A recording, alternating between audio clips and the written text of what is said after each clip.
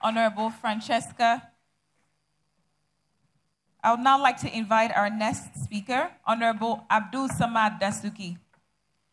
Honorable Dasuki is a member of the House of Representatives representing Tambuwal Kebe Federal Constituency of Sokoto State.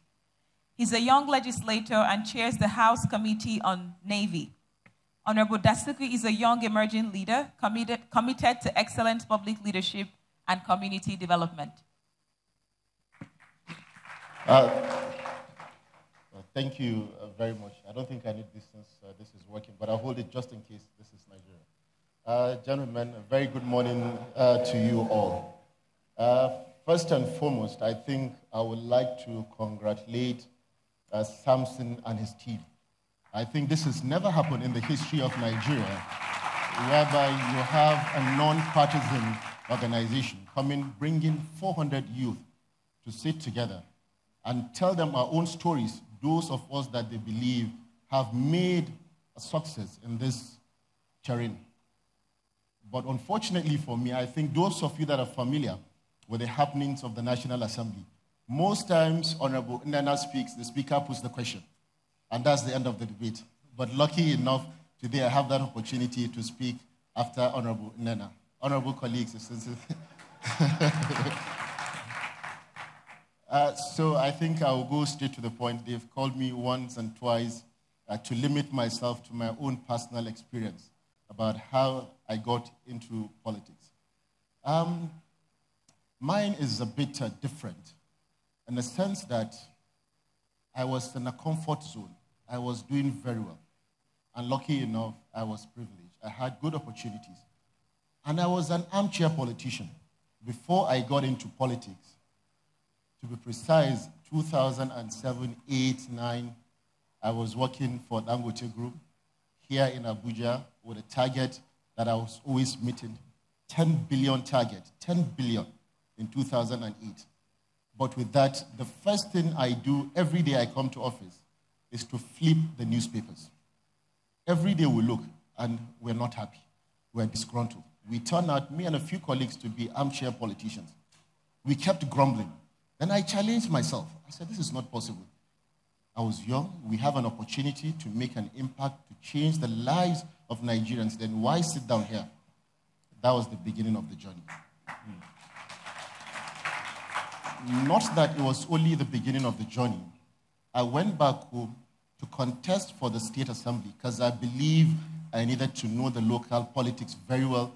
I needed to understand the people very well. I needed to understand the challenges very well. And there's no better way to understand the challenge than staying with the people. That's how I got into the State Assembly. Even coming from the privileged background, it wasn't an easy task.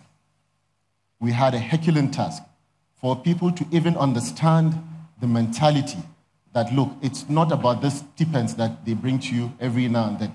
It's about your future. How can we lay a solid foundation? Gradually, people bought into that belief, and we got elected into the State Assembly. And I'll share one story here with you, where I know many of you, God willing, if you get elected, you face those challenges, more especially in the State Assemblies.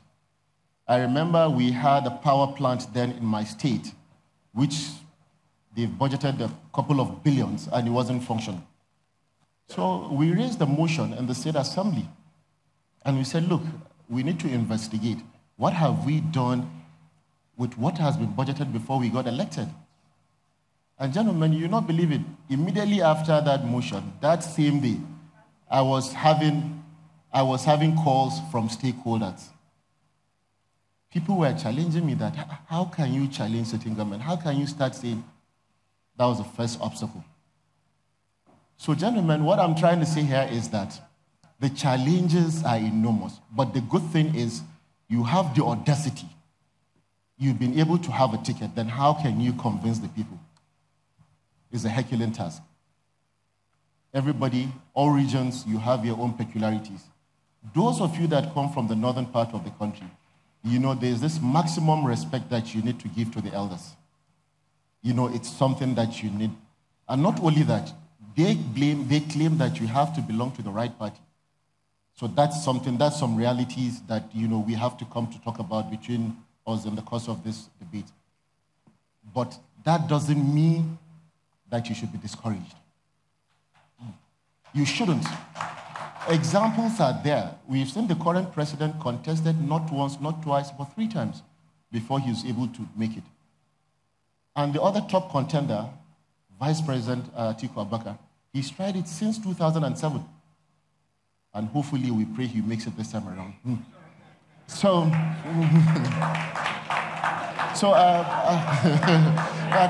candidates, no.